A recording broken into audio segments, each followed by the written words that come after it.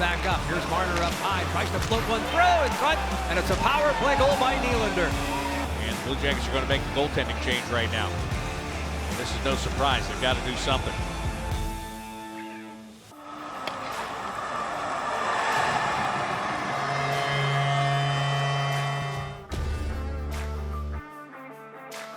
From him right out of the play. Jones has the puck on the right wing boards, takes a shot, and he scores! Up Jones in for a goal, and Seth Jones buries it to bring the Blue Jackets back to within one. It's a 3-2 game.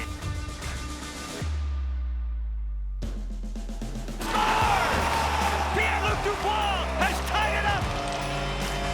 And Dubois, who's just taken this game over. For the first time in this series, 60 minutes will not be enough.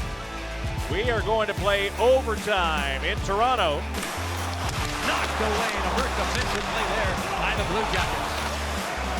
Here's Dubois in with a backhanded shot, and he scores!